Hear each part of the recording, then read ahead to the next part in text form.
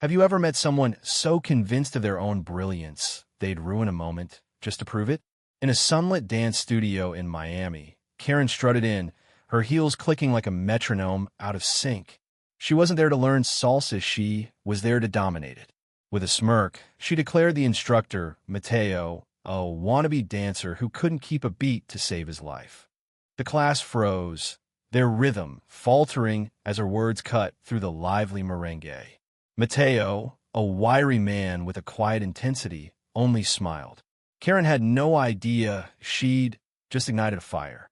Karen's disdain wasn't subtle. She'd signed up for Mateo's beginner salsa class, but from the moment she arrived, she acted like she owned the studio. Her voice boomed over the music, criticizing Mateo's tempo. "This beat's all wrong," she snapped, flipping her hair. "I've danced in ballrooms better than this dump." The students, mostly locals who adore Mateo's patient teaching, exchanged glances. Karen didn't notice. She was too busy filming herself for social media, narrating how she'd show this amateur how it's done. She twirled sloppily, bumping into others, and laughed it off. "Oops, you're in my way," she said to a shy teenager named Mia, who clutched her partner's hand, embarrassed. Mateo, however, wasn't fazed. He'd dealt with Karens before. Born in Havana, he'd danced salsa since he could walk, his feet finding rhythms in the cobblestone streets. This studio was a sanctuary built on years of teaching locals and tourists alike. Karen's mockery wasn't just an insult, it was a challenge to his craft. He adjusted his cap, his eyes glinting with a plan. "Let's try something new," he said calmly, switching the track to a faster, syncopated salsa cubana. The class hesitated, but Mateo's nod reassured them. Karen scoffed. Finally, some real music. The truth was, Karen had no clue what she was in for. Salsa cubana demanded precision, quick steps, and trust in your partner, none of which she had. Mateo paired her with Carlos, a quiet retiree who'd been taking classes for years. Carlos, with his gentle demeanor, was a studio favorite, always helping newbies. But Karen treated him like a prop, yanking his arms and ignoring his cues. "Keep up, old man," she muttered, loud enough for everyone to hear. Carlos's smile tightened, but he said nothing. The class watched, their irritation growing. Mia, still stinging from Karen's earlier jab, whispered to her friend, "She's going to crash." Then came the twist nobody expected. As the music hit a complex rhythm, Mateo called out, "Freestyle." The class grinned, they knew this game. Mateo would throw in surprise moves to test their adaptability. But there was another layer. Rosa, the studio's elderly receptionist, had been watching from the back. Known for her sharp wit and encyclopedic knowledge of Latin music, she'd overheard Karen's taunts. Without a word, she slipped into the sound booth and queued up a track even Mateo didn't expect, a blistering timba with unpredictable breaks. Rosa winked at Mateo, who caught on instantly. The class was about to become a battlefield. The music exploded, fast and chaotic, with trumpets blaring and drums pounding like a storm. Karen, oblivious, tried to keep up, her arms flailing as she shouted, "This is my style." But her steps were a mess. She tripped over Carlos, who deftly sidestepped, leaving her to stumble into a speaker. It wobbled, but didn't fall.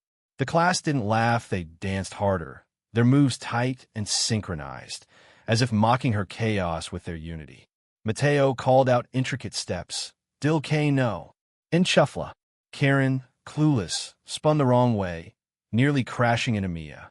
The teenager dodged, her confidence blooming as she nailed the move.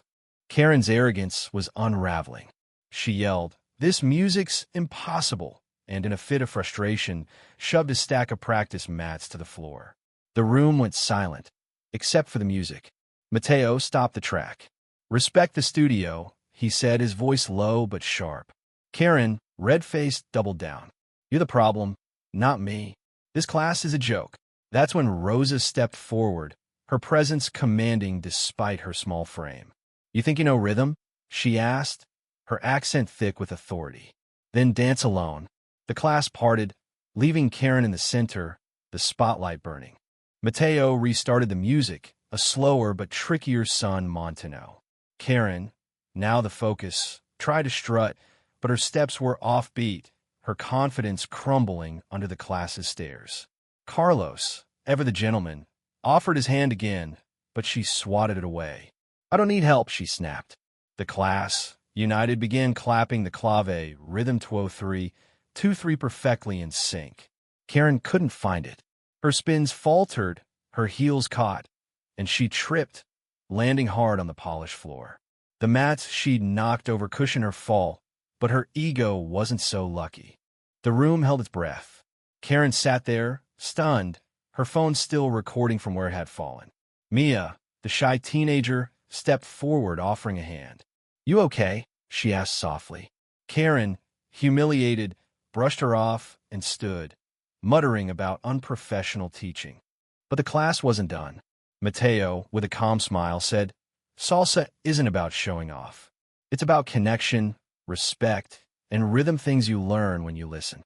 The students nodded, their faces a mix of pity and resolve. Rosa added, "You mocked our heart." The music answered. Karen grabbed her bag and stormed out, her heels echoing in defeat. The class didn't cheer, they simply resumed dancing, their steps lighter, their laughter brighter. Mateo turned up the music, and Mia led a move with newfound confidence. The studio pulsed with life again, as if Karen's chaos had never happened. Word of the showdown spread through Miami's dance community, a cautionary tale of hubris. Rosa hung a small wooden sign by the door, "Respect the rhythm." In the end, the studio thrived, stronger for it. Karen's video, posted in a fit of defiance, backfired. Commenters praised Mateo's patience and roasted her arrogance. The lesson was clear. You can't mock the rhythm and expect to lead the dance. What do you think? Can someone like Karen learn to listen, or is pride too loud a beat? Share your thoughts below.